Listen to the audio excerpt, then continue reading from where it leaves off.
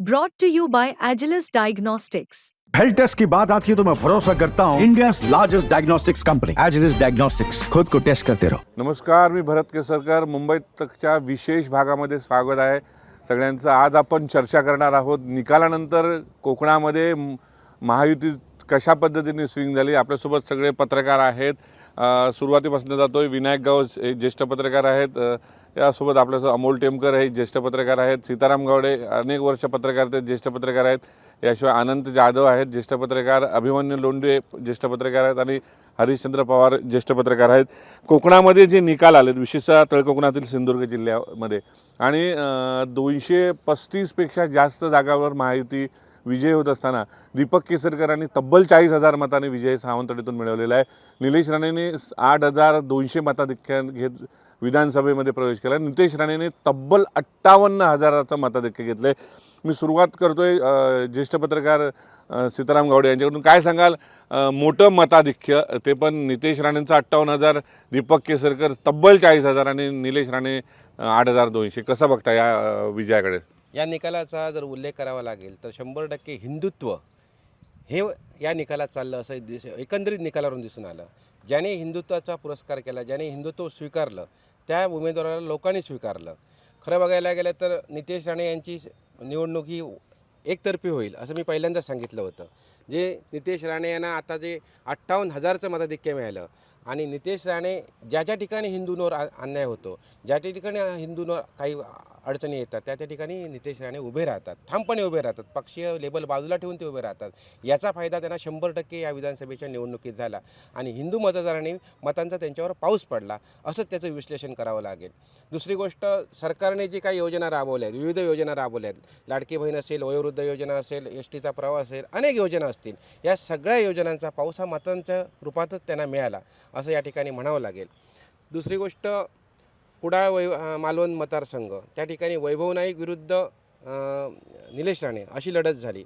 या लढतीतसुद्धा मी सुरुवातीलाच सांगितलं की निलेश राणे 100% बाजी मारणार. कारण त्या मतदारसंघात मी सतत 4 दिवस दौरा केला, विविध भागात फिरलो. त्यानंतर लोकांचं असं निदर्शनास आलं की कुठेतरी वैभव नाईक विरुद्ध नाराजी आहे. कारण गेली 10 वर्षे वैभव नाईक त्या ठिकाणी आमदार होते. काही लोकांची त्यांच्याकडनं अपेक्षा होती, ते अपेक्षावर वैभव नाईक पूर्ण करू शकले नाहीत. त्यामुळे थोडीशी वैभव नाईकांविरुद्ध नाराजी होती आणि वैभव नाईक यांचं जे मताधिक्य होतं हे काही पूर्वीपासून जर 14पासूनचं मताधिक्य बघितलं तर मोठं मताधिक्य मोठ्या फरकाने वैभव नाईक विजयी झाले नव्हते. 12,000 10,000 अशाच फरकाने ते विजय झाले होते. त्यामुळे हे मताधिक्य तोडणं काही कठीण नव्हतं आणि लोकसभेला जे 26,000चं मताधिक्य नारायण राणे साहेबांना मिळालं होतं आणि लोकसभेची एक हाती निवडणूक कुडाळ मालवणमध्ये निलेश राणे यांनी ती लढवली आपल्या ताब्यात घेऊन. त्याचा फायदा कुठेतरी निलेश राणेंना झाला. दत्ता साहेबांसारखा मातब्बर नेता ऐनवेळी शिवसेनेमध्ये प्रवेश करून त्या ठिकाणी जिल्हा प्रमुख झाला आणि तो एक खांबा निलेश राणेंच्या पाठीशी राहिला. खरं बघायला गेलं तर जुने शिवसैनिक होते, नारायण राणेचे शिवसैनिक होते, ते या निवडणुकीत पेटून उठले आणि हा नारायण राणेंच्या पराभवाचा आमदारकीला झालेला बदला हा घ्यायलाच पाहिजे आणि या नवीन उमद्या नेतृत्वाला संधी द्यायला पाहिजे. या ह्यांनी एक हिंदुत्व म्हणून आणि मोदींचे हात बळकट करण्यासाठी हे मतदान झालं असं मला वाटतं. आणि आता आपण सावंतवाडी मतदारसंघाकडे वळलो. सावंतवाडी, दोडामार, वेंगुर्ला. दीपक केसरकर अशी एक व्यक्ती आहे ज्यावेळी ती चक्रव्यूहात सापडते, ज्यावेळी त्यावेळी सावंतवाडी मतदारसंघातील जनता त्यांच्या पाठीशी उभी राहते. हे अनेक वेळांच्या निकालावरून दिसून आलं. तसंच यावेळी झालं. दीपक केसरकर चक्रव्यूह भेदणाऱ्या मुख्यमंत्र्यांनी आपल्या जाहीर सभेत सांगितलं होतं. चक्रव्यूहात ते कधी अडकत नाहीत. त्यांना सगळ्या क्लुप्त्या माहिती आहेत. कुठे काय करायचं, कुठे कोणाला अडवायचं, कुठे कोणाला दम भरायचा, कुठे कोणाला प्रेमाने बोलायचं, कुठे कोणाच्या पाठीवर शाबासकी थाप द्यायची, या सगळ्या क्लुप्त्या दीपक केसरकरांना माहिती असल्यामुळे या सगळ्या क्लुप्त्यांचा वापर त्यांनी या निवडणुकीत केला आणि त्यात ते सरशी ठरले आणि जवळपास ते 50,000चं मताधिक्य घेऊन या ठिकाणी ते 39,000चं मताधिक्य घेऊन ते या निवडणुकीत विजयी झालेत. त्याचं सर्वस्व श्रेय हे हिंदुत्व म्हणजे महायुतीचं सरकार आणि सरकारने घेतलेले सगळे निर्णय, त्याचबरोबर सावंतवाडी मतदारसंघातील भाजप शिवसेना युती आणि भाजपच्या पदाधिकाऱ्याने जे शेवटच्या निवडणूक जाहीर झाल्यानंतर उमेदवारी अर्ज भरल्यानंतर पालकमंत्री सन्माननीय रवींद्र चव्हाण यांनी या सिंधुदुर्गात येऊन सावंतवाडी मतदारसंघात येऊन ज्या आपल्या कार्यकर्त्यांच्या बैठका लावल्या आणि त्यांना जे फरमान काढलं, त्या फरमान काढल्यानंतर जे विशाल परबबरोबर असलेले त्यांचे पदाधिकारी हे सगळे पदाधिकारी बाजूला झालेत. एक हाती विशाल परबच्या बरोबर पक्षनिष्ठा पाळली गेली आणि सगळ्यांनी पक्षनिष्ठा पाळली आणि त्या पक्षनिष्ठा पाळल्यामुळे असा त्याचा परिणाम झाला की दीपक केसरकरांचं मताधिक्य मोठ्या प्रमाणात वाढलं आणि ते 40,000वर पोहोचलं. अभिमन्यू काय सांगाल? खरं तर दीपक केसरकरांनी त्यांनीच म्हटलं की हे जे चक्र होतं अभिमन्यूचं ते भेदलं. सावंतवाडीपासून कशी सुरुवात करणार? दीपक केसरकरांनी चक्र भेदलं असं म्हटलं तरी त्यांच्याबरोबर जी भाजप आणि मित्रपक्ष होते हे गृहीत धरायला पाहिजे. त्याशिवाय चांगले चेहरे त्यांच्याबरोबर होते. माजी नगराचे संजू परब असतील, आपले युवराज लखमराजे असतील, महेश सारंगसारखे तगडे असतील, मनीष दळवी असतील आणि सचिन वलालकर वगैरे त्यांची जी सगळी पलटण आहे सगळी ती सगळी होती.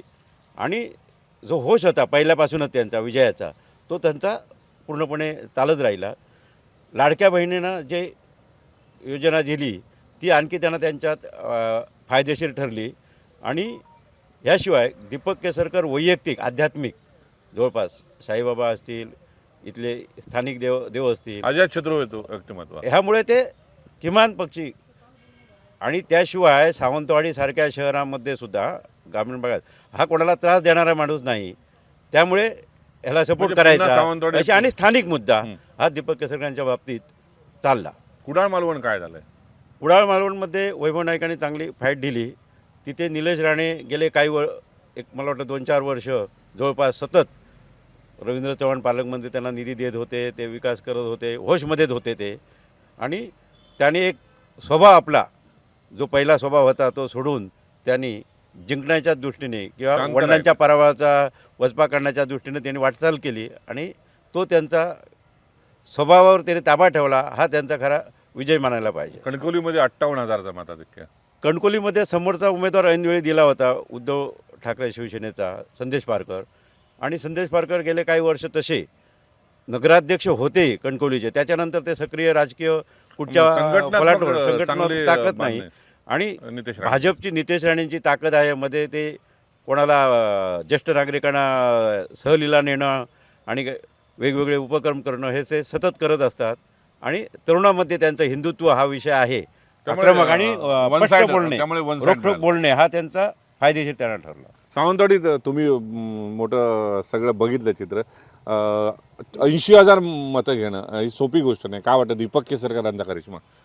ह्याला मी दीपक केसरकरांच्या शांत स्वभाव ह्याला मी हे म्हणतो, त्यांचा विजय म्हणतो. कारण अधिकारी किंवा लोकांमध्ये फिरल्याच्या नंतर आम्हाला असं लोक का म्हणायची, दीपक केसरकरांचा कोणाला त्रास नाही, विकास कामं कमी करतील पण लोकांना कोणाला त्रास देत नाही. हा त्यांच्याबाबत विजयाचा एक मुद्दा आहे. त्याशिवाय जे महाविकास आघाडीने आयत्यावेळी राजन तेलींना उमेदवारी दिली त्यांचा प्रचारात कुठे आपल्याला होरा दिसला नाही. म्हणजे त्यांनी कसा प्रचार केला हा त्यांनाच माहीत आहे. काय ते प्रचार कुठे दिसला नाही. त्यांच्यापेक्षा विशाल परबांचं नाव आम्हाला गावागावात जास्त दिसत होतं. विशाल परब जास्त मतं घेतील असं वाटत होतं. काय तो एक त्यांचा बेनिफिट आहे दीपक केसरकरांचा. आणि काही इथं करायचं झालं तर आपणच करणार विकासाचं काम, विरोधक करणार नाहीत हा एक त्यांनी ठासून सांगितलं. आणि स्थानिक एक मुद्दा इथे बऱ्या प्रमाणात राहिला. लोकांनी दीपक केसर स्थानिक असलेल्यालाही प्राधान्य कुडाळ दिलं. मालवणमध्ये कुडाळ मालवणमध्ये वैभव नाईकांनी जरूर फाईट दिली. पण निलेश राणेंना मानलं पाहिजे की त्यांनी गेले 3-4 वर्ष जे तिथे विकास कामं केली, आपल्या स्वभावावर ताबा ठेवला, त्याचा त्यांना निश्चित फायदा झाला. माणगाव खोऱ्यामध्ये पण चांगले मताधिक्य झाले. माणगाव खोऱ्यात वैभव नाईका म्हणजे बालेकिल्ला माणगाव खोरं मानलं जायचं, पण तिथे पण निलेश राणेंनी त्यांना सुरुंग लावला. कणकवली कसं बघताय? कणकवलीत नितेश राणेंना पक्षीय ताकद आणि हिंदुत्वच मी त्यांना म्हणेन त्यांच्या विजयाचं खरं कारण. आणि त्यांनी संघटनात्मक केलेली बांधणी ही प्रामुख्याने त्यांच्या विजयाचं कारण ठरलं. लोकसभेनंतरही लोकसभेला 41,000चं कणकवलीत राणेसाहेबांना मताधिक्य होतं, पण ह्यावेळी ते मताधिक्य वाढलं, 58,000 झालं. म्हणजे 100% संघटनात्मक बांधणी आणि नितेश राणेंनी मायक्रो प्लॅनिंग केलं होतं. हेच त्यांच्या हे विजयाचं. तुम्ही पुन्हा अमोल काय सांगाल? 58,000चा मताधिक्य. आपण कणकवलीपासून येतो. ही सोपी गोष्ट नाही, कारण तिसऱ्यांदा निवडणूक लढवत होते नितेश राणे. नितेश राणेंचं डोअर टू डोअर टच आणि विकास कामात असलेली पॉझिटिव्ह एनर्जी, त्यामुळे त्यांना महत्त्वाचं सगळ्यात हे मताधिक्य ठरलं. दुसरीकडे संदेश पारकर जे होते ते जरी राजकारण असले तर गेले काही दिवस ते संघटनेपासून दूर होते किंवा या पक्षात त्या पक्षात गेल्यामुळे त्यांच्याबद्दल एक जी पॉझिटिव्ह एनर्जी होती ती कुठेतरी कमी झालेली होती. त्यामुळे त्यांना काहीसा तोटा झाला. आणि दुसरीकडे अतुल रावराणे असतील किंवा आपले सतीश सावंत असतील, अशी जे चेहरे होते ते बाजूला जरी उघड असले तरी ते काही नाराज प्रत्यक्षात दिसले होते, नाही. इच्छुक होते. सुशांत नाईक असतील, त्यामुळे कुठेतरी आयत्यावेळी मताधिक्यात त्यांचा परिणाम झाला. परंतु नितेश राणे हे ह्या सगळ्यात उजवे असल्यामुळे त्यांना फायदा झाला. कुडाळ मालवणमध्ये येतो आपण. कुडाळ मालवणमध्ये जर बघितलं तर वैभव नाईक हे विद्यमान आमदार असले 10 वर्ष त्यांनी सलग हे केलं, आमदारकी भोगली. परंतु दुसरीकडे निलेश राणे हे 10 वर्ष किंवा गेली 5 वर्ष चांगलं काम करतात मतदारसंघात. त्याच्या दृष्टीने त्यांनी मेन म्हणजे आपला स्वभाव बदलला. आणि जे जरी आक्रमक असले तरी एक दिलदार नेता म्हणून त्यांची एक युवाईमध्ये ओळख आहे. आणि त्याचा फायदा त्यांना या निवडणुकीत झाला. आणि जर बघितलं एकंदरीत तर सर्व लक्षात घेता त्यांच्याबरोबर युवाई दिसली, महिला वर्ग दिसला. त्यामुळे त्यांना जे मानणारे कार्यकर्ते आहेत त्यांनी त्यांच्या पाठीशी ठामपणे राहण्याचा निर्णय घेतला. सावंतवाडी दीपक केसरकरांचा चौकार पाहायला मिळाला. सावंतवाडी दीपक केसरकरांचा चौकार पाहायला मिळाला. परंतु पहिल्या क्षणी लक्षात घेतलं तर 15 दिवसापूर्वी वातावरण होतं की दीपक केसरकरांच्या विरोधात वातावरण होतं. या ठिकाणी दीपक केसरकरांची सीट अडचणीत होती असं बोललं जात होतं. सोशल मीडियाचा जर अंदाज घेतला तर दीपक केसरकरांच्या विरोधात अनेक कमेंट होत्या. परंतु आयत्यावेळी या ठिकाणी राणे फॅक्टर आणि रवींद्र चव्हाणांचा फॅक्टर चालला. रवींद्र चव्हाणांनी शेवटच्या टप्प्याची बैठक घेतली आणि त्याच्यानंतर एकत्र येण्याचा हाक दिली. त्यामुळे दीपक केसरकरांच्या जे विरोधात होते ते सगळे एकत्र आले आणि त्यामुळे दीपक केसरकरांना प्राबल्य बऱ्यापैकी मिळाला. दीपक केसरकर मी येतोय. पवार, तुम्ही म्हटलं होतं की ती राजन तेली काहीतरी करिश्मा करतील, पण करिश्मा राजन तेलींचा दिसला नाही. काय कारण आहे त्याची? राजन तेलींना ज्या म्हणजे आचारसंहिता लागल्यानंतर राजन तेलींना ते उद्धव बाळासाहेब ठाकरे शिवसेनेमध्ये आले. त्यामुळे त्यांना जो काळ मिळाला पाहिजे पूर्वीचा, जो म्हणजे काम करण्याचा, तो मिळाला नाही. त्या पक्षामध्ये त्यांना म्हणजे कार्यकर्त्यांची जवळीक हवी होती ती त्यांना झालेली नाही. कारण ते भाजपमधून आले होते, मुख्य भाजपमधून. आणि त्यामुळे त्याचा परिणाम असा झाला की ऐन वेळेला तिकीट मिळालं, ऐन वेळेला प्रवेश झाला आणि प्रचाराची यंत्रणा त्यांना जशी राबवायला पाहिजे तशी राबवली गेली नसल्यामुळे त्यांचा पराभव झाला असं म्हणावं लागेल. कुडाळ मालवणबद्दल काय सांगा? कुडाळ मालवणमध्ये वैभव नाईक यांनी चांगल्या प्रकारे फाईट दिली. परंतु एक विषय असतं की सत्तेचा सुद्धा मोठा इम्पॅक्ट असतो. सत्ता आहे तिथे कामं करता येतात, विकास कामं होतात आणि त्याचा फायदा. आणि शिवाय राणेसाहेब त्या ठिकाणी निवडणूक यापूर्वी लढलेले होते आणि त्यांनी जो जोर दिला त्यामुळे कणकवली काय वाटतं तुम्हाला? कणकवलीचा 58,000 कणकवलीमध्ये हिंदू रक्षक म्हणून जी एक ओळख नितेश राणे यांनी करून दिलेली होती संपूर्ण महाराष्ट्रात किंवा महाराष्ट्राबाहेरसुद्धा, त्याचा मोठा परिणाम झाला. दुसरी गोष्ट म्हणजे देवगड हा भाजपचा तर बालेकिल्ला होता. त्याच्यानंतर त्यांनी जसे 10 वर्षामध्ये ज्या पद्धतीने बांधणी केली पक्षाची, त्यामुळे त्यांची सीट येणार हे निश्चित होतं. आणि संदेश पारकरनं आयत्या वेळेला तिकीट दिल्यामुळे त्याचा तो परिणाम पाहायला पाहायला मिळाला. संतोष, तुम्ही म्हटलं होतं टप्पाट होईल सावंतवाडीपासून सुरुवात करतो, पण तो टप्पाट सावंतवाडीत दिसली नाही. कारण टप्पाट दिसली नाही त्याचं कारण जर बघायला गेलं तर आपण सर्वांनाच मगाशी आमच्या मित्राने म्हटलं की ते विशाल परब किंवा राजन तेली असतील असं वाटलं होतं. लोकांकडून रिप्लाय येत होता. आताही लोक म्हणत आहेत आम्ही मतदान केलं ज्या पद्धतीने ते आम्हाला कधी मतदानाचं दिसत नाही म्हणजे आकडेवारी पाहता. पण तुम्हाला एक सांगतो की सावंतवाडी विधानसभा मतदारसंघात वेंगुर्ले असतील, सावंतवाडी असेल आणि दोडामार इथे केसरकरांना जी पूर्वी मतं होती ती राहिलीच. परंतु इथे काँग्रेस आणि राष्ट्रवादीचे मुळात त्याचं विश्लेषण करता येईल. ते काँग्रेस राष्ट्रवादी महाविकास आघाडीचे लोक ही केसरकरांनाच मिळाली. कारण राजन तेलींचं विधान हा विचित्रपणा असेल तर काँग्रेस राष्ट्रवादीची मतं ही केसरकरांना मिळाली. त्यामुळे काँग्रेस राष्ट्रवादीची मतं म्हणजे शरद पवार राष्ट्रवादी असेल किंवा काँग्रेसमुळे असेल म्हणजे मतं फुटली असा थेट वाटतं. म्हणजे मतं फुटलीच. कारण लोकांना दिसलं होतं की राज्यात महायुती म्हणजे एकंदरीत चित्र पाहता राज्यातलं आताचं. पण तसं मतं महाविकास आघाडीची महाविकास आघाडीची 100 आणि 61% काँग्रेस राष्ट्रवादीची केसरकरांनाच गेली. त्यामुळे विजयाचा शिल्पकार असेल कोण तर केसरकर स्वतः आहेत याचं म्हणता येईल. कारण केसरकरांनी जी चक्रव्यूहात राजन तेलींना अडकवलं, चक्र भेदू शकले नाहीत. कारण त्याने भाजपमधून जर उभाटाकडे राजन तेली गेले तर आपला मार्ग सुकर होईल आणि तोच तिथे त्यांचा मार्ग सुकर झाला. आणि राजन तेलींना वाटलं होतं की मी उभाटामध्ये जाऊन माझी 40,000 मतं राहतील, मला 10-12-20,000 मतं 65,000 भाजपपैकी मिळतील भाजपपैकी.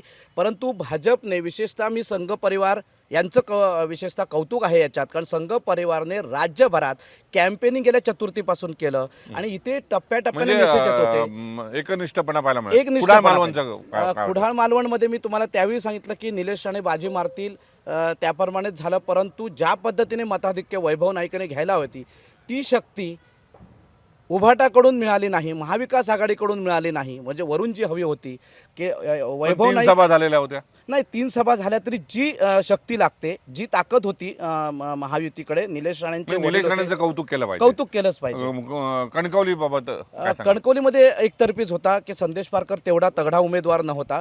त्यामुळे कणकवलीकरांचंही आणि संदेशचं कौतुक करावं. जेवढी मतं राखायला मिळायला हवी होती ती संदेशने राखली. खरं तर एक धक्कादायक माहिती आहे. ते विनायक, तू अतिशय युवा पत्रकार आहेस, काय सांगशील? ते असं म्हणतायत की महाविकास आघाडीमध्ये एकसंधपणा राहिला नाही. काय वाटतं? कारण दीपक केसरकर 80,000वर गेलेत, 40,000चं मताधिक्य. त्याने म्हटल्याप्रमाणे काँग्रेस राष्ट्रवादी एकसंध राहिले नाही उभाटासोबत. निश्चितपणे त्यांच्या विधानाशी मी सहमत आहे, पण नारायण राणेंना या मतदारसंघातनं लोकसभेला 85,000 जी महायुतीची मतं होती ती पडली होती. आणि विशाल परबांनी बंडखोरी केल्यामुळे वाटलेलं की विशाल परब केसरकरांची मतं खातील, पण साधारणतः 5,000 मतं महायुतीची खाण्यात ते यशस्वी ठरले असं म्हणायला हरकत नाही. 80,000 मतं ही केसरकरांनी मिळवली. त्या बदल्यात आपण जर बघितलं तर विनायक राऊतांना 55,000 इथे मतं पडलेली आणि राष्ट्रवादीच्या शरदचंद्र पवार गटाच्या अर्चना घारेंनी बंडखोरी केलेली आणि त्यामुळे बंडखोरीचा फटका महाविकास आघाडीला बसेल असं वाटलेलं. पण घारेंची आणि राजन तेलींची मतं जरी एकत्र केली तरी विनायक राऊतांना जी 55,000 मतं पडलेली तिथपर्यंत ते पोहोचू शकले नाही. विशाल परबांचा सर्वाधिक मोठा फटका हा महाविकास आघाडीला बसलेला पाहायला मिळतो. काढलेली 15,000 मतं ही निर्णायक होती, पण त्यात विशाल परब दीपक केसरकरांचा फायदा झाला. विशाल परब उभं राहणार. विशाल परब उभे राहिल्यामुळे खरा फायदा हा दीपक केसरकरांचाच झालेला दिसतोय. जी महायुतीची मतं होती ती राखण्यात ते यशस्वी झाले. काही शिवसेनेची म्हणजे उभाटा गटातली असतील किंवा इतर असतील, कारण शिवसेनेची 40,000 मतं ही संघटनेची इथे होती आणि राजन तेलींना पडलेली मतं ही 41,000 समथिंग आहेत. त्यामुळे निश्चितच मतं फुटली, यात कोणताही डाऊट नाही. पक्षप्रवेश केसरकरांनी खूप मोठ्या प्रमाणात अगदी शेवटच्या क्षणापर्यंत घेतले. शिरोड्यापासून घेतले, अगदी बाळागावडे असतील, अनेक नावं घेता येतील त्यामुळे हे सगळं चित्र बघता इकडचा निकाल तसा होता. कुडाळ मालवणचं म्हणायचं झालं तर एक वेगळी निवडणूक होती. नारायण राणेंच्या मनात एक सल होती की कुडाळ मालवणमध्ये आपला पराभव झाला आहे आणि लोकसभेला बघितलं तर निलेश राणेंच्या पराभवाचा वचपा हा नारायण राणेंनी काढला होता आणि तेव्हापासून अगदी निलेश राणे आपल्या वडिलांच्या पराभवाचा वचपा काढण्यासाठी ग्राउंडवर फिरत होते, पूर्णपणे ताकद लावत होते. खूप मोठी फाईट झाली. वैभव नाईकांचं पण काम समोर होतं, निलेश राणे पण काम करत होते आणि टफ फाईटमध्ये निलेश राणेंनी बाजी मारली. दत्ता सामंतांची साथ मिळाली, माणगाव खोऱ्याची त्यांना साथ मिळाली. राणेंच्या अनेक समर्थकांनी, जुन्या सैनिकांनी, मग काका कुडाळकर वगैरे ही मंडळी जी राष्ट्रवादीत आहे त्यांनीही त्या सगळ्यांना साथ दिली आणि विजयश्री खेचून आणली. कणकवली नितेश राणेंचं कौतुक केलं पाहिजे. कणकवलीत खरं कौतुक संदेश पारकरांचं करायला पाहिजे असं मी म्हणेन, कारण शेवटपर्यंत नितेश राणेंच्या समोर कोण उभा राहणार हे चित्र स्पष्ट नव्हतं आणि अशा वेळी संदेश पारकर उभे राहिले. जवळपास 50,000 मतं त्यांनी तिथे घेतली, कारण नितेश राणेंचं काम तिथे होतं. गेल्या 10 वर्षात जनतेशी त्यांनी नाळ जोडली होती. तिथल्या स्थानिक स्वराज्य संस्थांमध्ये एक हाती सत्ता नितेश राणेंची होती आणि सगळा बोलबाला हा नितेश राणेंचा होता. नितेश राणे सांगतील ती पूर्व दिशा होती आणि अशा वेळी संदेश पारकर तिथे उभे राहिले. ही खरं त्यांना मानलं पाहिजे यासाठी आणि नितेश राणे जिंकणार हे कोणीही सांगणार होतं आणि त्या पद्धतीनं तिथला निकाल लागला आहे. एक वादाचा मुद्दा उपस्थित होतोय. वादाचा म्हणण्यापेक्षा एक चर्चेचा मुद्दा की असा बोलता बोलता विषय आला की सावंतवाडीमध्ये महाविकास आघाडीमध्ये भांडणं पाहायला मिळाले. UBT वन साईड होते आणि काँग्रेस राष्ट्रवादी एका बाजूला होती, कारण दीपक केसरकरांचं मताधिक्य बघता असा चर्चा होते. काय नेमकं तथ्य आहे? मी तुम्हाला एक आठवण करून देईल. ज्यावेळी उभी काँग्रेस फुटली आणि राष्ट्रवादी निर्माण झाली त्यावेळी ज्या विधानसभेच्या निवडणुका लागल्या त्यावेळी सावंतवाडी विधानसभा मतदारसंघातनं विकास भाईसाहेब सावंत हे निवडणुकीला उभे राहिले आणि त्यावेळी विकास भाईसाहेब सावंतना 16,173 मतं मिळाली. त्यावेळी म्हणजे त्यावेळी काँग्रेसची 16,173 मतं त्यावेळी होती. त्यानंतर राष्ट्रवादी होती आणि या सगळ्या मतात जर गणित केलं गेलं तर राष्ट्रवादी आणि काँग्रेस मिळून या मतदारसंघात 15-20 हजार मतं असायला पाहिजे. हे सर्वसामान्यांचा अंदाज आणि तो खरा आहे, खोटा अंदाज नाही. त्यामुळे ही 15,000 ते 20,000 मतं शिवसेना ज्यावेळी फुटली, राणेसाहेब शिवसेनेमधनं ज्यावेळी बाहेर पडले आणि शिवराम देवळी या ठिकाणी जे उभे राहिले त्यावेळी अतिशय दहशतीचं वातावरण होतं, भीती होती. ते कोणी उभं राहायलाही समोर तयार नव्हतं की प्रचार करायला बाहेर पडायलाही तयार नव्हतं. अशा परिस्थितीत शिवराम देवळीने 40,000च्या वर मताधिक्य त्यावेळी घेतलं होतं. म्हणजे शिवसैनिक 40,000 त्यावेळी होते. हे अनेक वेळा सिद्ध झालं. शिवसेनेचे कार्यकर्ते, शिवसैनिक जाग्यावरच आहेत. ते 40,000 आणि हे 16,000 पकडले गेले, तर म्हणजे 16,000 पकडूया, 56,000 या ठिकाणी मतं होतात. ती 55,000 मतं लोकसभेला विनायक राऊतांना मिळाली. ती मतं यावेळी राजन तेलींना मिळाली नाहीत, 100% मिळाली. मतांचं विभाजन झालं मतांचं म्हणजे विभाजन. युबीडीची पण मतं फोडण्यात दीपक केसरकर 100% यशस्वी झाले. 100% दीपक केसरकर एकटा म्हणणार नाही मी. दीपक केसरकर बरोबर विशाल परब यांनी पण युबीटीचे मतं फेडले. विशाल परबने काही ठराविक मतार फोडले नाही, हे बाबा बीजेपीचीच फोडायचं असं काही नाही. त्याची म्हणजे 33,000 मतं घेतली. बीजेपीचे संधान जरी असलं विशाल परब यांचं, तरी एकतर्फी त्यांनी काही मतदान कोणाला मतदार फोडले नाहीत. त्या उभाटाचे पण त्यांनी मतदार फोडले. बीजेपीचे काही माणसं त्यांनी हातात घेतली आणि असं करून ते 32,000 पोहोचले. कोण? विशाल परब. 33,000 त्या 33,000वर. एकंदरीत गणित पाहता या ठिकाणी राजन तेलींना शिवसेनेने म्हणजे उभाटाने स्वीकारलं नाही, हे या निकालावरून दिसून येतं. स्वीकारलं नाही राजन तेलींना मतदाराने, म्हणजे विशेषतः युबीटीच्या मतदाराने. काय वाटतं तुम्हाला? कारण मतं फुटण्याचा एक चर्चा होते. नाही, सावंतवाडी मतदारसंघात दीपक केसरकर हा चेहरा स्थानिक होताच, पलीकडे विश्वास होता, त्या चेहऱ्यावर विश्वास होता. राजन तेली मुळात कणकवलीचे, सावंतवाडीतून राहिले म्हणून त्यांना काय सावंतवाडीने 2 वेळा स्वीकारलं नव्हतं, तिसऱ्यांदा त्यांना स्वीकारलं नाही.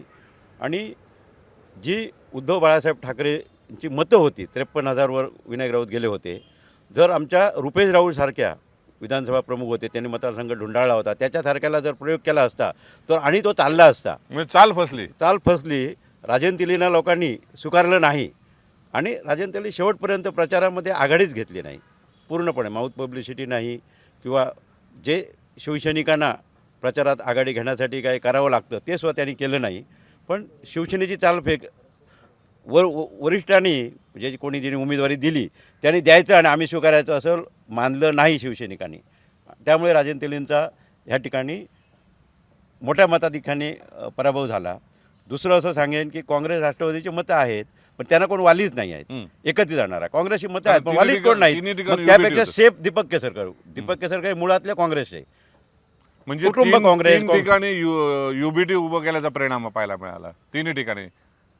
हो, उद्धव ठाकरे शिवसेनेला ह्यावेळी कोकणातच स्थान मिळालेलं नाही आहे आणि त्यांच्यासर जोमात पाहिजे होता. विनायक राऊतांनी जोमात सिंधुदुर्ग जिल्ह्यात राहायला पाहिजे होते, विनायक राऊत राहिले नाही. जोमाने वैभव नाईकला जोमात पाठिंबा द्यायला पाहिजे होता, तो दिसला लिडिंग तो दिसला नाही विनायक राऊतांचा. तुम्ही जो मुद्दा उपस्थित केलेला होता की जे अनेक मुद्दे होते केसरकरांच्या विरोधात तुम्ही म्हटलेलं होतं, परंतु तो जो आमदार नावा असेल तर जो काय स्लोगन चाललेलं होतं बदल हवा, हे कुठे दिसले नाही. याच्यावर केसरकरांनी कशी मात केली?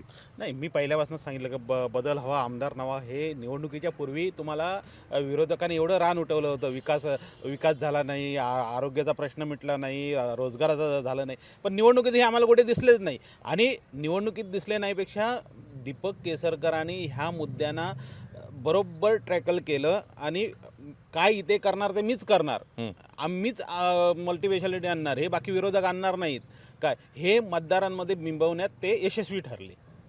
हा ह्याचा विजयाचा परिणाम. आणि दुसरी गोष्ट एक आहे की महाविकास आघाडी जरी असली महाराष्ट्रात तरी ह्या मतदारसंघात महाविकास आघाडी आम्हाला कुठेही दिसली नाही. कारण अर्चना घारी उभ्या राहिल्या काय, त्यांच्याबरोबर राष्ट्रवादीचे सगळे 1-2 नेते सोडले महाविकास आघाडीवर, कार्यकर्ते वगैरे सगळे अर्चना घारेंबरोबर होते. काँग्रेसचे काही ठराविक चेहरे फक्त राजन तेलींबरोबर होते, बाकी खालचा कार्यकर्ता काँग्रेसचा कोणीही राजन तेलींबरोबर आम्हाला दिसला नाही या निवडणुकीत. अमोल, काय सांगाल? कारण असं म्हणलं तर काँग्रेस सोबत राहिली नाही, काय वाटतं तुम्हाला? होय, काँग्रेस त्यांनी म्हटलं तसं बरोबर आहे. काँग्रेस पहिल्या टप्प्यात त्यांच्या विरोधात राहिली. त्यांनी एक बैठक घेऊन सांगितलं की आम्हाला विश्वास न घेतलं तर आम्ही जागा दाखवून देऊ, असं जाहीर विधान केलेलं होतं. राहिला विषय अर्चना घारेंचा, तर अर्चना घारेंसोबत जे मुख्य कार्यकर्ते होते किंवा तळागाळातील कार्यकर्ते ते त्यांच्यासोबत थेटपणे राहिले. त्यांच्यावर निलंबनाची कारवाई अर्चना घारेंवर झाली, परंतु त्यांच्यावर झाली नाही. परंतु ते मनाने आणि मताने त्यांच्यासोबत होते. राहिला विषय राजन तेलींचं, तर राजन तेलींचं गणित चुकलं. त्यांना असं वाटलं होतं की विशाल परब ही ह्याची भाजपची किंवा महायुतीची मतं खातील आणि आपल्याला आयत्यावी लाटेवर स्वार होण्याची संधी मिळेल. त्यामुळे ते बेसावध राहिले आणि जे मेन कार्यकर्ते आहेत शिवसेनेचे, ठाकरे सेनेचे, त्यांच्यापर्यंत ते पोचण्यास कमी पडले. त्यामुळे आयत्यावी म्हणजे इलेक्शनच्या आधी 2-3 दिवस मोठी नाराजी त्यांच्या विरोधात पाहायला मिळाली. त्यामुळे त्याचा फटका बसला. राजन दिली बेसावत राहिले असं चर्चा होते. खरंच राजन दिली बेसावत होते? राजन तेलींनी जी महाविकास आघाडीला सोबत घ्यायला हवे, ज्या पद्धतीने घ्यायला पाहिजे, काँग्रेसला, राष्ट्रवादीला, मुळातच आधी राष्ट्रवादीची अर्चना घारे यांनी बंडखोरी केली. हीच मुळात त्यांना नुकसानकारक ठरली. भले 5,000 मतं असेनात का, परंतु जी 6,000 काँग्रेस 6,000 मतं, काँग्रेसची जी मतं होती एक 10-12,000 मतं, ही त्यांना मिळवता आलेली नाही. त्यामुळे ते 40-41,000वरच राहिले. ती मतं ही फक्त शिवसेनेचीच आहे, म्हणजे उद्धव बाळासाहेब ठाकरे शिवसेनेचीच त्यांना पडली. बाकी कुठे काय बाकी नाही. कुठे काही मिळालं नाही. जर त्याने ते चांगलं कॅम्पेनिंग केलं असतं, चांगल्या पद्धतीने प्रचार यंत्रणा राबवली असती आणि जे म्हणतात मुद्दे जसे बदल हवा तर आमदार नवा, जो स्लोगन आहे तो स्लोगन म्हणजे त्या मधल्या काळामध्ये निवडणुकीच्या ह्याच्यामध्ये कुठे दिसलाच नाही तसा. म्हणजे केवळ कॉर्नर बैठकामध्ये ते बोलत म्हणजे असले. केसरकरांचा करिश्मा या मतदारसंघात आजही आहे, पुन्हा 5 वर्ष राहणार आहे. काय वाटतं तुम्हाला? हां, केसरकरांचा करिश्मा पूर्वी होता, आताही आहे. परंतु एक उदाहरण तुम्हाला सांगतो. सावंतवाडी शहरात केसरकरांची नाराजी सावंतवाडी शहरात दिसली आणि आहेच. तुम्हाला आजचं मतांचं गणित पाहता एकूण 12,000 शहरात मतदान झालं, त्यापैकी फक्त 3,500 ते 4,000 मतं केसरकरांना ही मिळाली. अद्ययावत आकडेवारी आहे. आकडेवारी आहे. आणि राजन तेलींना 3,500 मतं आहेत, 3,222. आणि ह्याला मतं आहेत ती विशालला 1,626. म्हणजे केसरकरांची शहरामध्ये तिथे नाराजी दिसते आहे. जो बदल हवा, आमदार नवा हवा, हा स्लोगन राजन तेलीने वापरला तो शहरातली एकंदरीत वातावरणाची परिस्थिती पाहता केसरकरांना खरं तर आतापर्यंतच्या 3 वेळच्या निवडणुकामध्ये ते 5 ते 6,000ने मिळालेलं मतदान जिंकत होते, परंतु यावेळी त्यांना ती राखता आली नाही. हे केसरकरांच्या करिश्माचं अपयश म्हणता येईल की सावंतवाडी शहरामध्ये खरं तर त्यांना आजचाचं लीड पाहता ग्रामीण भागाने आणि विशेषतः ग्रामीण भागातल्या जनतेने त्यावेळी त्यांना तारलं आणि विशेषतः तो करिश्मा दिसला. याचं कारण बघितलं गेलं तर त्यांनी जे प्लॅनिंग केलं होतं, त्यांनाही कल्पना होती की सावंतवाडी शहरामध्ये आपण पण सावंतवाडीने तारलं नाही असं तुमचं म्हणणं आहे? तारलंच नाही. तारलं नाही. येतो मी तुमच्याकडे 1 मिनिटापूर्वी आधी विनायकडे. विनायक, असा आरोप होतो की दीपक केसरकर यांना सावंतवाडीने तारलं नाही, तथ्य काय आहे? तारलं नाही असं म्हणता येणार नाही. त्यांना जेवढं मताधिक्य इथे मिळायचं किंवा सावंतवाडी वन साईड लीड देऊन केसरकरांना आतापर्यंत निवडून आणायची, त्यात फटका त्यांना बसला. जसं लोकसभेला झालं होतं तसंच काहीसं या विधानसभेत पण झालं. काही प्रभागातनं केसरकरांना मताधिक्य मिळालं नाही, पण साधारण 6,000च्या आसपास माझ्या माहितीनुसार त्यांना इथे मतदान झालेलं आहे. जे राजन तेली आहेत महाविकास आघाडी, 12पैकी 6 झालं. 12पैकी 6 झालं आहे असं माझ्या माहितीप्रमाणे आहे. आणि 3,500च्या आसपास राजन तेली आहेत आणि उरलेली 1,500-1,600च्या दरम्यान विशाल परब आणि बाकीची अर्चना घारे, असं साधारण चित्र असल्याचं कालपर्यंत समजत होतं. आता नक्की आकडेवारी पाहिल्यानंतर लक्षात येईल. पण सावंतवाडीने तारलं नाही असं म्हणता येणार नाही. 3ही मतदारसंघात बघता जी मगाशी मी जसं म्हटलं की महायुतीची जी मतं होती ती राखण्यात केसरकर यशस्वी झाले. नारायण राणेंची साथ असेल, रवींद्र चव्हाणांची साथ असेल, ही त्यांना लाभली आणि केसरकरांनी हे चक्रव्यूह भेदलं. आपण आता कुडाळकडे जाऊया, कारण सावंतवाडीवर बरीच चर्चा झाली. कुडाळच्या बाबतीत विचार करता सिवल प्रकल्प असेल, टाळांबा प्रकल्प, विकासाचे जे मुद्दे UBDने ते थांबवलेले होते, याचा फटका वैभव नाईकांना बसल्यासारखा वाटतो. काय नेमकं तथ्य आहे? 100% अनेक रिक्षावाले असतील किंवा भाजी विक्रेते असतील, यांच्या ज्यावेळी मुलाखती आम्ही पाहिल्या त्यावेळी सगळ्यांचं असंच म्हणणं होतं की वैभव नाईक सत्तेत नसल्यामुळे या ठिकाणचा विकास थांबला. मग सत्तेतील आमदार हवा. मग सत्तेतील सध्या केंद्रात कुणाची आहे तर महाविकास आघाडीची आहे, म्हणजे BJPची आहे. तर आता राज्यात पण त्यांची सत्ता आणायला पाहिजे. आणि निलेश राणे हा तळागाळात काम करणारा एक माणूस आहे, युवा कार्यकर्ता आहे. पोटतिडकीने गेली 5 वर्ष तो त्या भागात काम करतोय. मग याला एक संधी देऊन पाहूया. जे रखडलेले प्रकल्प आहेत, जे उद्धव ठाकरेंनी थांबवले, सिवड असतील, अनेक टाळंबा प्रकल्प असेल, अनेक प्रकल्प आहेत, ते मार्गी लागतील या आशेने मतदारांनी हे मतदान केलेलं आहे. काय वाटतं तुम्हाला? कुडाळचं विश्लेषण थोडक्यात कसं करणार आहात? नाही, कुडाळमध्ये निलेश राणे, मी मगाशी म्हटल्याप्रमाणे 4-5 वर्ष काम करत होते, तरुण आहेत, त्यांनी खासदार म्हणूनही काम केलेलं आहे. त्यांच्याकडे एक तरुण फळी आहे आणि त्याचा फायदा त्यांना झाला. त्या पलीकडे नारायण राणे असतील, दीपक केसरकर असतील, हे सिंधुदुर्गाचे नेतृत्व असे मानणारे बहुतेक म्हणजे मोठ्या प्रमाणात संख्या आहे. जे तरुण असतील किंवा वयस्कर असतील, हे ह्या दोन्ही नेत्यांना मानतात. त्या दिवशी मी म्हटलं की दहशत आणि शांतता एकत्र नांदली, तसा प्रकार लोकांनासुद्धा भावला आणि निलेश राणेने आपल्या स्वभावावर ताबा ठेवला. त्यामुळे तरुणाईसुद्धा त्यांना पसंती दिली निलेश राणेंना. निलेश राणेंना तरुणाईने पसंती दिली. निलेश राणेंच्या विजयाचं तुम्ही कौतुक कसं करणार? कारण एवढं सोपं नव्हतं. कारण या ठिकाणी सातत्याने 3 सभा उद्धव ठाकरे उतरलेले होते, आदित्य ठाकरे उतरले आणि सुषमा अंधारे, आणि बोचरी टीका करून ते संयमाने राहिले. निलेश राणे कसं कौतुक करणार आहात? ह्याच्यात एकच कौतुक निलेश राणेंच्या स्वभावाचं केलं पाहिजे. त्यांनी आपल्या स्वभावावर ताबा ठेवला. दुसरी गोष्ट, आदित्य ठाकरे, उद्धव ठाकरे आणि सुषमा अंधारे यांच्या सभा चांगल्या झाल्या. त्यांनी टीकाही केली, पण त्या टीकेला निलेश राणेंनी कुठेही काउंटर केलेलं दिसलं नाही आपल्याला. नारायण राणेंनी ह्या टीकेला उत्तर दिलं, पण निलेश राणेंनी दिलं नाही. त्यांनी सुरुवातीपासून एक ठेवलेलं होतं की आपण कुणाला उत्तर द्यायचं नाही, कुणाच्या विरोधात बोलायचं नाही, आपण जनतेपर्यंत जायचं, मतदारांपर्यंत जायचं आणि आपलं काम करायचं. आणि त्याचाच कुठेतरी फायदा निलेश राणेंना झाला आणि निलेश राणे निवडून आले. निलेश राणे जनतेपर्यंत गेले. प्रचाराचा मुद्दा त्यांचा काय यशस्वी ठरला, काय वाटतं? कारण वैभव नाईकांना अनपेक्षित हा पराभव आहे, कारण वैभव नाईकांनी तो पराभव पण मान्य केलेला आहे. कुडाळ मतदारसंघाची जर एकंदरीत परिस्थिती लक्षात घेता, त्या ठिकाणी विकासाच्या मुद्द्यावर चर्चा झाली नाही. दोन्ही जी लढती होत्या त्या प्रतिष्ठेच्या होत्या. नारायण राणेंच्या घरातील एक व्यक्ती या ठिकाणी निवडणुकीला राहिला, त्यामुळे बऱ्यापैकी तिकडे प्रतिष्ठा पणाला लागलेली होती. त्यामुळे त्याचा फायदा त्या ठिकाणी निलेश राणेला बघायला मिळाला. पण या ठिकाणी ताळांबा आणि सिवलचे काय प्रकल्पाचे मुद्दे, त्याचा पण फटका वैभव नाईकांना बसतोय. हां, म्हणजे ते सत्तेत असताना सुद्धा काही विकास कामे आणू शकले नाहीत. मगाशी सांगितल्याप्रमाणे सत्तेत असताना काही विकास कामे आणू शकले नाही, तोही फायदा झाला. पण थेट असा कुठे म्हणजे जे जे सगळ्यांचा अजेंडा होता त्याच्यात विकासाच्या मुद्द्यावर मोठी काही चर्चा झाली असं काही दिसत नाही. विकासाच्या मुद्द्यावर वैभव नाईक कमी पडलेत, काय वाटतं तुम्हाला? विकासाच्या मुद्द्यावर, कारण सत्ताच नव्हती, त्या सत्ता काळ नसल्यामुळे तरीसुद्धा शासकीय महाविद्यालय आणि रुग्णालय त्या ठिकाणी सुरू करण्यात आलं, म्हणजे उद्धव ठाकरे मुख्यमंत्री असताना. दुसरी गोष्ट म्हणजे छत्रपती शिवरायांचा पुतळा जो कोसळला, त्याचा इम्पॅक्ट मोठ्या प्रमाणात त्या ठिकाणी झाला नाही. म्हणजे इवन ते संपूर्ण सिंधुदुर्गात त्याचा परिणाम दिसला नाही.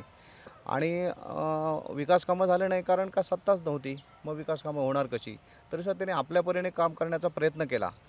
आणि ज्या पद्धतीने निलेश राणे यांनी प्रचार यंत्रणा संयम दाखवला, पूर्वी जसं बोलायचे तसं न बोलता त्यांनी संयमाने सगळी परिस्थिती हाताळली, त्यामुळे त्यांचा विजय झाला. कसं विश्लेषण करणार आहात निलेश राणेंच्या विजयाचं? बघा, तुम्हाला इथे कौतुक वाटेल. खरं तर निलेश राणेंचा विजय हा धनुष्यबाणाचा विजय आहे. त्यांनी जर हाती धनुष्यबाण घेतला नसता, तर कमळ असतं, तर निश्चितपणे वैभव नाईकाला ते सोपं झालं असतं. त्यामुळे बघा, तुम्ही विचार करा, शेवटच्या क्षणापर्यंत धनुष्यबाण हा किंवा कमळ घ्यायचं हे चित्र होतं. वैभव नाईकांना वाटत होतं की कमळ असलं तर माझा विजय सोपा जाईल, की जी शिवसेनेची मुंबईची मतं होतील, मुंबईचे चाकरमानी तुम्हाला कळलं मालवणमध्ये मोठ्या प्रमाणात आहेत, जे शिवसेनेला मानणारे आहेत ते कमळला त्या पद्धतीने त्यांचं सिंधू हृदय सम्राट बाळासाहेब ठाकरेंवर प्रेम करणार आहेत. आणि त्याचाच फायदा धनुष्यबाण घेतल्यामुळेच त्यांना विजयी सोपा झाला. जर त्यांनी कमळ हाती घेतलं असतं तर चित्र तुम्हाला वेगळं दिसलं असतं. म्हणजे प्रमोद जट्टार आणि जसं ह्यांची लढाई झाली तशी पाहायला मिळाली असती. बघा, शेवटच्या क्षणाला अवघे काही दिवस मुख्यमंत्र्यांच्या हस्ते प्रवेश होतोय, 15 दिवस म्हणजे उमेदवारी भरण्याच्या आदल्या दिवशी. परंतु त्याचं कौतुक केलं पाहिजे, कारण ते संयमाने राहिले. नाही, संयमाने त्यांनी लोकसभेला होते, तो संयम हा त्यांचा गुण गेल्या पराभूत त्यांनी कबूल केलं. मी पराभूत झाल्यापासून त्यांनी संयम नारायण राणे स्वतः उतरलेले होते. नारायण राणे उतरले. नारायण राणे ते तळ ठोकूनच होते. कुडाळमध्ये, माणगावमध्ये असतील, कुडाळ शहरात होते, मालवणमध्ये होते. आणि विशेषतः लोकांनी युतीला एकत्र आणण्यात राणे यशस्वी झाले. राणे युतीला एकत्र आणण्यात यशस्वी झाले. विनायक, तुला काय वाटतं, कसं विश्लेषण करणार तू निलेश राणेंच्या विजयाचं? निश्चितपणे मी मगाशी म्हटलं तसंच की नारायण राणेंनी त्या मतदारसंघामध्ये अनेक वर्ष काम केलं होतं. अनेक प्रकल्प त्यांनी तिथे आणण्याची त्यांची मानस होता, त्यांची स्वप्न होती. आणि हे प्रकल्प भविष्यात वैभव नाईकांच्या कारकिर्दीत पुढे येताना दिसले नाही, मतदारसंघात झाले नाहीत. वैभव नाईकांनी लोकांच्या ग्रामीण भागातली कामं असतील, ज्या मूलभूत गरजा असतील, हॉस्पिटलसारख्या गरजा, त्यात ते यशस्वी ठरले. सत्ता असताना पण त्यांनी काम केलं अनेक. पण जो विकासात्मक कुठेतरी एक दृष्टिकोन नारायण राणेंचा होता किंवा एक विजन होतं, ते कुठेतरी तिथे त्या काळात 10 वर्षात मागच्या दिसलं नाही. निलेश राणेंच्या माध्यमातून ते आश्वासन लोकांना दिलं गेलं आणि त्यामुळे लोकांनी एक्सेप्ट केलं असेल. जसं संतोष सावंत यांनी म्हटलं की धनुष्यबाण हा फॅक्टरसुद्धा खूप महत्त्वाचा ठरला. माणगाव खोऱ्यात जे निलेश राणेंना स्वीकारलं गेलं ते सुद्धा असू शकतं. आणि मागची लढत बघता अपक्ष म्हणून जे रणजित देसाई राहिले होते त्यांनी सुद्धा खूप मोठी लढत दिली होती. मोठंसं काही फरक तिथे जाणवला नव्हता. आणि यावेळी दस्तूरखुद्द दत्ता सामंत त्यांच्या सोबतीला होते. म्हणजे स्वतः राणेंच्या पाठी मोठी फौज होती. राणेंच्या पाठी फौज होती आणि शिलेदारांनी केलेल्या कामाचं असेल किंवा त्यांनी जी तो संयम राखला, शांतता राखली, त्याचा हा विजय आहे. कुडाळ मालवण झालं, सावंतवाडी झालं, शेवटचा मतदारसंघ आपण घेऊन येतो कणकवली. कणकवलीमध्ये वन साईड होते नितेश राणे. 10 वर्षाचा नितेश राणेंचा करिश्मा यावेळी पण पाहायला मिळाला. काय सांगाल, कसं विश्लेषण करणार? मुळातच नितेश राणे यांना हिंदूंचा रक्षक असं म्हटलं जातं मुळातच. आणि हिंदूंसाठी ते पक्ष बाजूला ठेवून रस्त्यावर उतरतात. आणि गेली 10 वर्ष त्यांनी जो कणकवली, देवगड, वैभववाडीमध्ये विकासाची गंगा आणली, विकास लोकांच्या घरापर्यंत पोहोचला, प्रत्येक भागात त्यांनी विकास केला, रस्ते, पाणी, वीज हे प्रश्न आहेत ते सगळे त्यांनी सोडवलेत. आणि तुम्ही बघत असाल की गेले 10 वर्षात त्यांनी विरोधी पक्षाला आपल्याकडे खेचलं. प्रत्येक वेळी बघा त्यांचा पक्षप्रवेश जिल्हा बँक असू दे, सगळ्या विरोध बाबतीत त्यांनी शिल्लक ठेवलाच नाही. यशस्वी काम केलं. विरोध त्यांनी शिल्लक ठेवलाच नाही. सगळ्यांना आपलेसं केलं, यशस्वी काम केलं, सगळ्यांना प्रेम दिलं. आणि या प्रेमाची उत्तरही लोकांनी त्यांना या मतदानातून केलं. त्याने म्हटलंय की सगळ्या विरोधकांना एकत्र केलं, जिल्हा बँक त्यांच्या ताब्यात आणली, जे पूर्ण सत्तेचे केंद्र त्यांच्यासोबत होती. आणि कणकवली सहज कशी जिंकता आली, काय वाटतं तुम्हाला? सध्या प्रशासन हे कुछ कमी आहे, प्रशासन काम करत नाही. आणि नितेश राणे रोखठोक आणि एका फोनवर काम करण्याची त्यांच्याची लिले आहे, ह्याच्यावर सुद्धा काही लोक फिदा आहेत आणि तरुण आहेत, ते काहीतरी करू शकतात. आणि भाजपची सत्ता त्यांना नाही म्हटलं तरी ते प्रत्येक वेळी सागर बंगल्याचा उल्लेख करतात, म्हणजे देवेंद्र फडणवीसचा गॉडफादर आहेत असं मानतात. ह्याच्यावर एक तरुणाई त्यांच्याबरोबर राहिली आणि त्यांनी वडिलांची फौज घेतली नाही, आपली फौज वेगळी तयार केलेली आहे काही वर्ष आणखी जिंकत राहण्यासाठी, ती त्यांना फायदेशीर ठरली. वडिलांची फौज केली नाही, स्वतःची एक नितेश राणेंची फौज आहे. 58,000चा मताधिक्य. संदेश पारकर कुठेतरी फेकले गेल्यासारखं वाटतं, असं वाटत नाही का तुम्हाला? फेकले गेले नाहीत. त्यांना आयत्यावेळी उमेदवारी देण्यात आली, उमेदवारी देण्यात उशीर झाला. पण तिथली लढत ही एकतर्फी होती, कारण तुळेभर अशी लढत नव्हती. कारण नितेश राणे यांनी जे गेल्या 10 वर्षात जे काम केलं आणि महाराष्ट्रात त्यांच्याकडे वेगळं चेहरा म्हणून बघितलं जातं, नितेश राणेंकडे हिंदू रक्षक म्हणून, त्याचा एक फायदा त्यांना ह्या निवडणुकीत झाला आणि तो विजयात त्यांच्या रूपांतर झालं. कशा पद्धतीने विजयात रूपांतर केलं, काय वाटतं तुम्हाला? ते नितेश राणेंकडे विकासाचं व्हिजन आहे. हिंदू धर्म, हिंदू हृदय सम्राट वगैरे अशी नवीन त्यांची बिरुदावली आहे. पण त्यांचं एक विकासाचं व्हिजन आहे आणि त्यांनी अनेक कामं केली मतदारसंघात. गेल्या अनेक वर्षात त्यांनी 10 वर्षात काम करताना त्यांनी कुठच्याही संस्था असू दे, सहकारी संस्था असू दे किंवा कुठच्याही ग्रामपंचायत निवडणुका त्यांनी आपलं प्राबल्य ठेवलेलं आहे. आणि त्यामुळे त्याचा फायदा बऱ्यापैकी त्यांना ह्या निवडणुकीत स्थानिक स्वराज्य संस्था पूर्ण ताब्यात. हां, सगळ्या संस्था त्यांच्या ताब्यात आहे. त्यामुळे त्यांची जी ताकद आहे, आणि मगाशी लोंढे साहेबांनी म्हटल्याप्रमाणे त्यांनी स्वतःची एक वेगळी टीम तयार केलेली आहे. तर ते कोणाच्या दुसऱ्याच्या जीवावर अवलंबून नाही आहेत. त्यामुळे स्वतःची एक फळी आहे, त्यांना मानणारा एक वर्ग आहे आणि त्या अनुषंगाने त्यांनी आपलं मतदारसंघात प्राबल्य ठेवलं. नितेश राणेंची स्वतःची फळी आहे असं मानलं जातं, तुम्हाला काय वाटतंय? नाही, बरोबर, योग्य आहे. सुरुवातीला स्वाभिमान त्यांचा पक्ष, त्यावेळीसुद्धा त्यांनी आपली म्हणजे मुंबईची जी काय फळी होती ती या ठिकाणी चांगल्या पद्धतीने त्यांनी तशा पद्धतीने नियोजन केलं होतं आणि म्हणून ते 2 वेळा निवडून आले. आणि म्हणून तिसऱ्यांदासुद्धा तीच फळीचा वापर त्यांना झाला. आणि दुसरी गोष्ट म्हणजे जे रोखठोक त्यांचं आहे, म्हणजे एखादं काम होत नसेल, म्हणजे जसं नारायण राणे साहेबांचं ज्या पद्धतीने कामं असायची, काम का होत नाही, झालं पाहिजे, एखाद्याने फोन केला, एखाद्याचं काम का अडलं हे विचारण्याची जी मी नारायण राणे बोलतोय, ते काम झालं पाहिजे, अशी जी भूमिका होती ती भूमिका त्यांनी घेतली आणि त्यामुळे लोकांमध्ये ते लोकप्रिय बनले. आणि आपले जे पारकर आहेत, हे पारकर हे एकदम शेवटच्या क्षणाला निवडणुकीला आले, निवडणुकीत रिंगणात उतरले, म्हणजे वेळ कमी मिळाला. काय वाटतं तुम्हाला नितेश राणेंच्या विजयाबद्दल, कसं विश्लेषण हे खरं तर गनिमी कावा लढवण्यात यशस्वी नेहमी होतात. त्यांची एक स्ट्रॅटेजी आहे, गनिमी काव्याने लढायचं. गनिमी कावा त्यांचा म्हणजे ज्यावेळी त्यांनी फाटकची लढाई ज्यावेळी होती, तुम्हाला सर्वांना आठवत असेल, रवींद्र फाटकच्या लढाईत तेच गनिमी काव्याचे सूत्रधार होते. म्हणजे तुम्ही म्हणा असं का त्या 17-34 मतांचा त्यावेळी तिथून त्याने आपली संघटना मुंबईमध्ये सुरू केली आणि कोकणामध्ये यायचं आणि गनिमी काव्याने लढायचं. आणि या गनिमी काव्यामध्ये विशेषतः लोकसभेपासून गेल्या 2 वर्ष ते लढत आहेत. माझा विरोधक कोण असता कामा नये, तगडा उमेदवार असता कामा नये, त्या दृष्टीने त्यांनी प्रयत्न केलेत.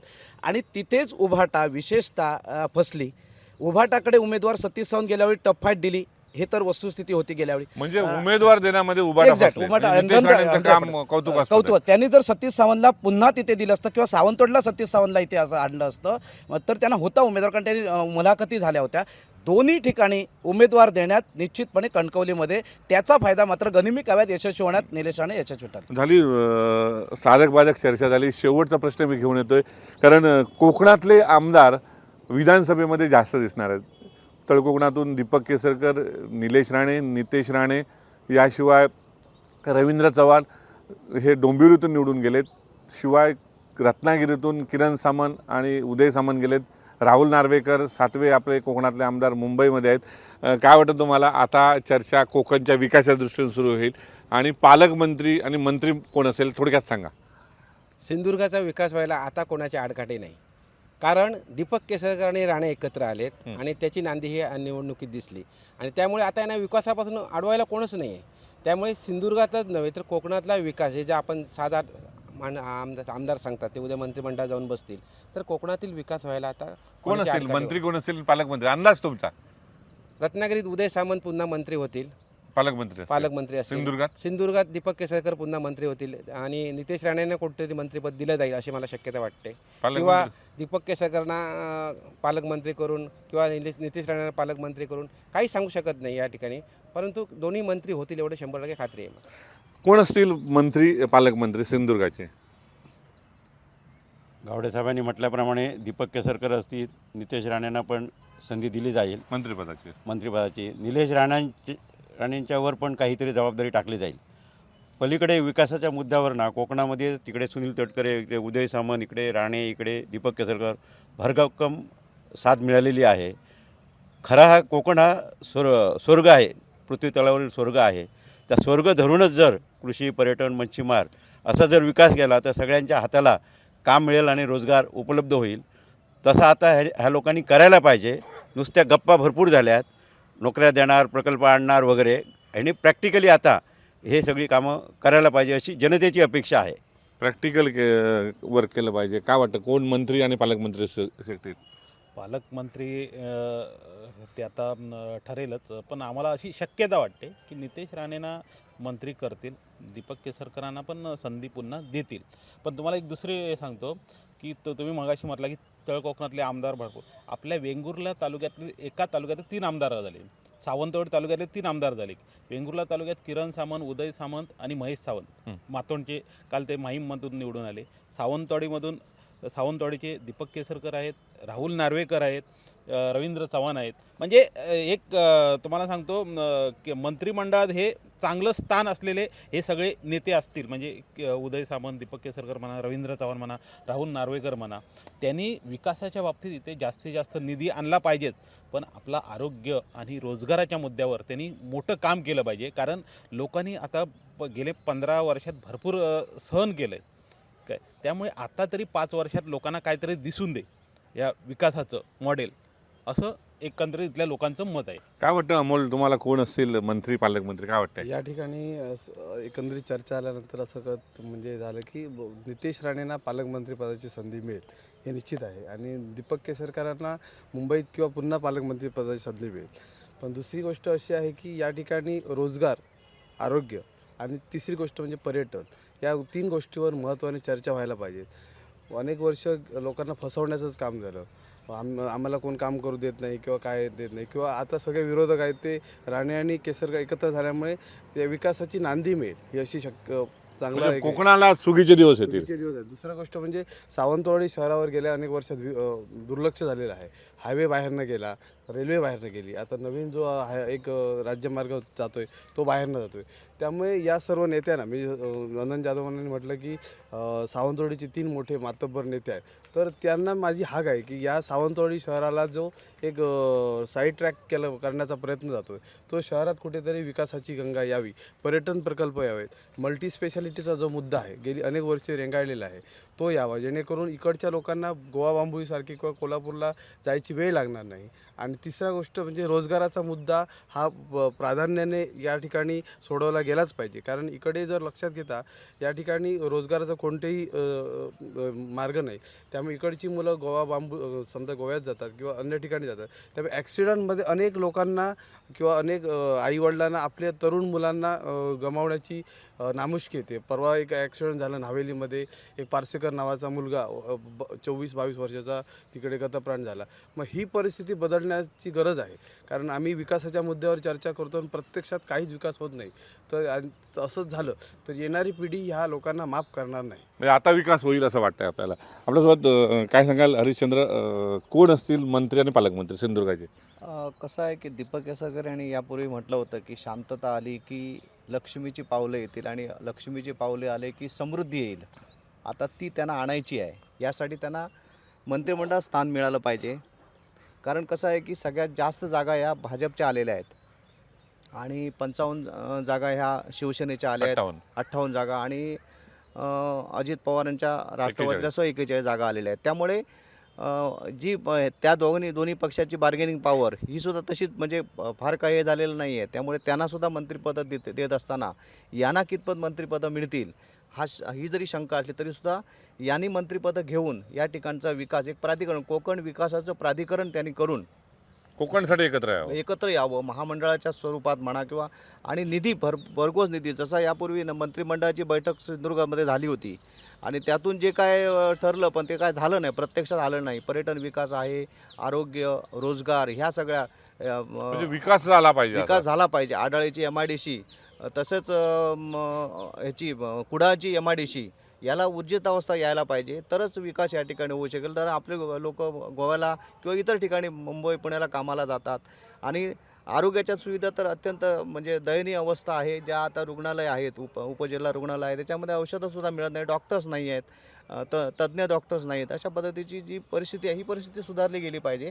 विकास आता कोकणामध्ये होत राहील असं म्हणणं आहे तुमचं? होत राहील, व्हायला पाहिजे. कारण एवढी सगळी म्हणजे एका तालुक्यातून 3 आमदार गेलेले आहेत, मंत्री होते, म्हणजे 100% विकास होईल. 100% विकास होईल असे काय वाटतं तुम्हाला? थोडक्यात सांगा, सिंधुदुर्गाचा पालकमंत्री आणि मंत्री सिंधुदुर्गातून कोण असतील? सिंधुदुर्गाचा पालकमंत्री कोण असेल आणि तो बदल करेल म्हणजे बदल नवा आणि आमदार नवा त्यापेक्षा पालकमंत्री बदला आणि विकास बदला असं काही होणार नाही. पालकमंत्री कोणी असो इव्हन कोणालाही देवो म्हणून काही मोठा बदल घडवणार असतलं कोणाला अपेक्षा नाहीच आहे जनतेला. कारण यापूर्वीचे पालकमंत्री होते त्यांनी विकास भरपूर केला, रस्तेच फक्त आणले, बाकीचा विकास कुठे, मोठे प्रकल्प हा जनतेला प्रश्न पडला होता. मतामध्ये दिसलं नसलं तरी. म्हणून आता कुठला पालकमंत्री झाला, नितेश राणे झाले म्हणून काही मोठा बदल अपेक्षित मोठ्या चमत्कार घडणार नाही आहे किंवा केसरकर झाले म्हणून चमत्कार. पण केसरकरांचं एक उदाहरण देतो.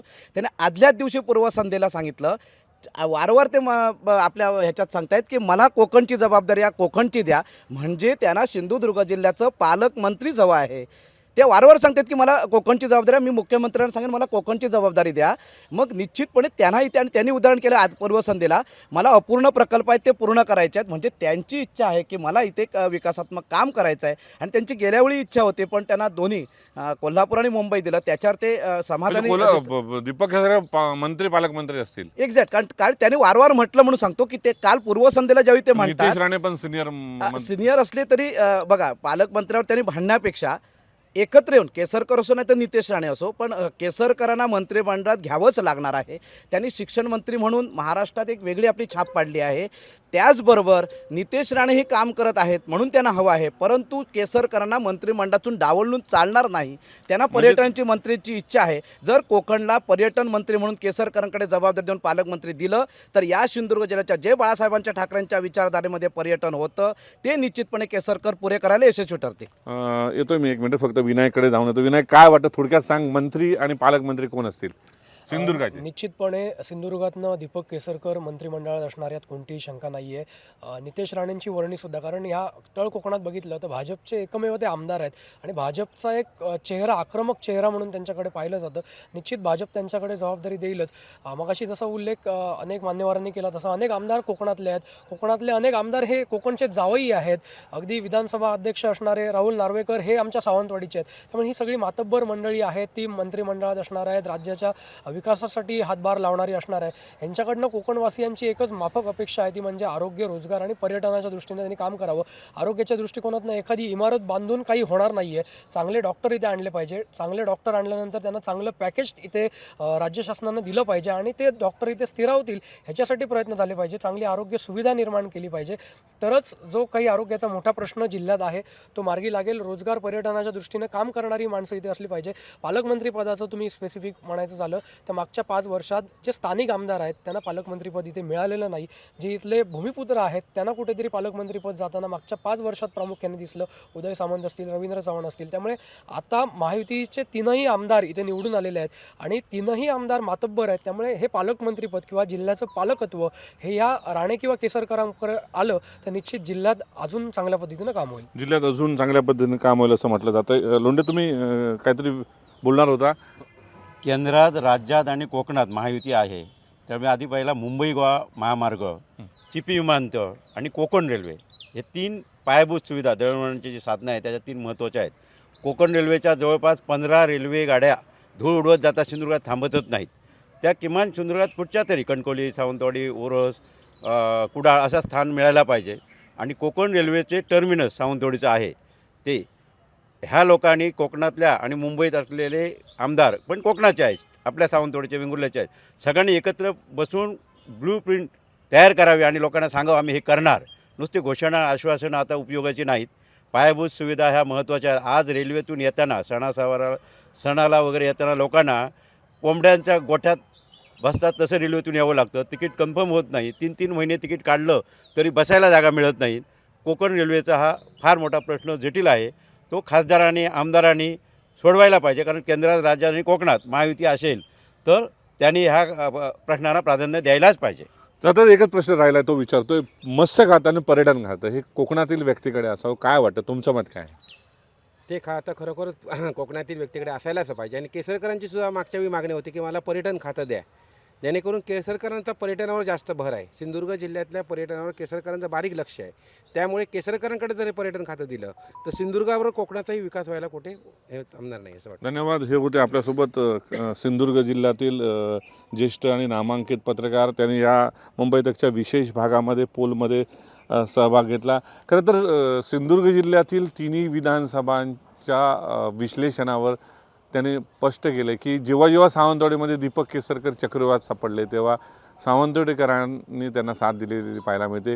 निलेश राणेंचा करिश्मा, खरोखरच त्यांनी संयमी नेतृत्व निलेश राणेंनी दाखवून देत कुडामध्ये बाजी मारली आणि नितेश राणेंनी तब्बल 58,000ने विजय मिळवत स्वतःच्या जीवावर जी संघटना उभी केली त्या संघटनेवरच त्यांनी हा विजय मिळवला. कोकणातून तब्बल 3 महायुतीचे हे आमदार गेलेले आहेत. याशिवाय कोकणातील रवींद्र चव्हाण असतील, उदय सामंत असतील, किरण सामंत यांचा पण विजय झालेला पाहायला मिळतो. राहुल नार्वेकर पण कुलाबामधून निवडून गेलेत. मग यानंतर कोकणाच्या विकासाची जबाबदारी ह्या नेत्यांची वाढलेली पाहायला मिळेल. निश्चितच या आजच्या भागामध्ये मी इथेच थांबतोय. तुम्ही बघत राहा फक्त मुंबई तक.